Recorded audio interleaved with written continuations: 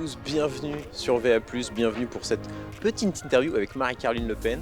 Avant de commencer, je vous invite à vous abonner, c'est hyper important. Si vous voulez soutenir Valeurs Actuelles et si vous voulez que notre place dans l'espace médiatique ne cesse de grandir, tout ça c'est grâce à vous. Merci encore du soutien. Alors, dans la famille Le Pen, il y a 3 filles. Marine, que vous connaissez bien évidemment, la dernière. Juste au-dessus, Yann, qui est aussi la maman de Marion Maréchal. Et l'aînée, Marie-Caroline, qui est aujourd'hui candidate dans la 4e circonscription de la Sarthe pour les élections législatives. On a passé une journée avec elle à la ferme, on l'a suivie, on lui a posé quelques questions, c'était très intéressant. C'est parti.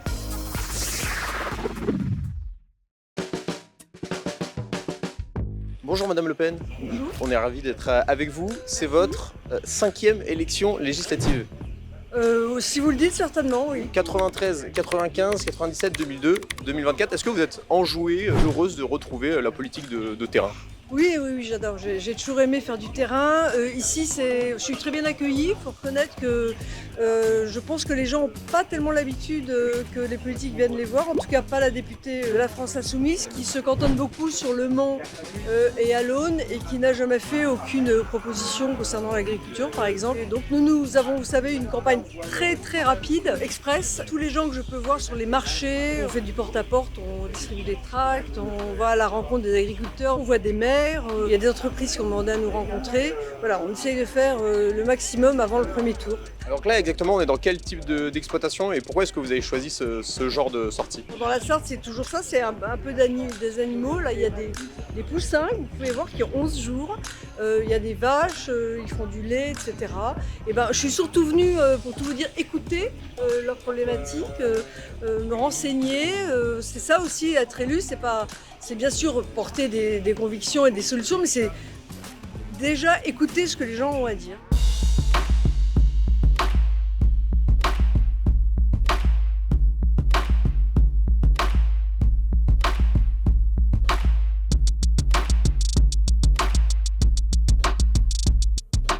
Et quelle serait une cause, par exemple, qui vous est chère, un sujet qui vous tient à cœur ?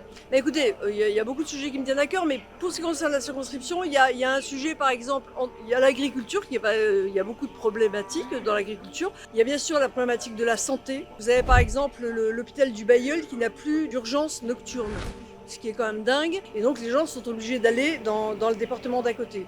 Nous, bien sûr, comme pour tout, on a des propositions, par exemple de proposer aux médecins à la retraite de reprendre de l'activité en n'ayant pas d'impôt à payer sur le revenu. Il y a aussi des problèmes de transport, il y a des problématiques qui sont particulières à la circonscription, mais globalement, ce que nous apportons en urgence pour ce qui concerne l'insécurité, l'immigration, le pouvoir d'achat, ça concerne bien évidemment ce département aussi. Comment vous êtes reçu sur le terrain, sur les marchés ? Alors, je suis agréablement surprise parce que, comme je vous l'ai dit, les gens n'ont pas l'habitude beaucoup qu'on s'occupe d'eux. Vous savez, il y a beaucoup de détresse quand même.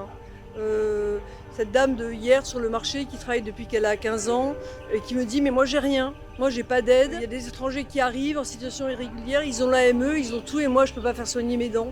Vous avez ce jeune agriculteur tout à l'heure qui vous dit « mais moi dans 5 mois c'est où je dépose le bilan, où je sais plus quoi faire ». Ils se sentent pas aidés, ils ont besoin d'être soutenus, aidés et là c'est pas le cas. Est-ce que vous avez croisé votre concurrente de la France Insoumise sur les marchés ? Je l'ai croisée de loin, mais elle n'est pas venue me saluer. Parce qu'en cas de second tour, il y aura peut-être un débat en face d'elle. Qu'est-ce que vous lui direz ?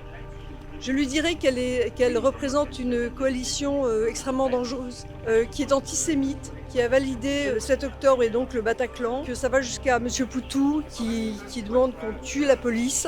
Je pense que c'est extrêmement dangereux. Les Français doivent vraiment aller voter parce que quand ce genre de personnes ont le pouvoir, ils ne le rendent pas. Dans 3 semaines, peut-être que Jordan Bardella sera Premier ministre. La première fois que vous l'avez rencontré, vous vous êtes dit quoi ? La première fois que je l'ai rencontré, c'était il y a longtemps. Il était tout jeune, il s'occupait du groupe jeune.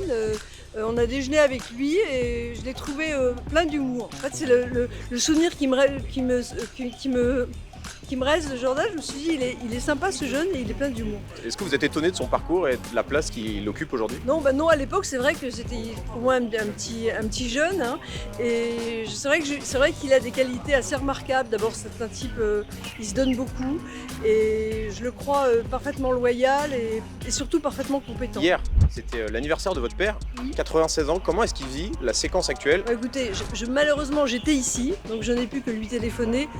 Il ne peut qu'être fier fier, il faut lui reconnaître d'avoir quand même maintenu tout ça. Et malgré tout, je pense qu'il est très fier de sa fille et je crois qu'il est très fier de tout ce qui se passe et très heureux. Merci beaucoup. Merci.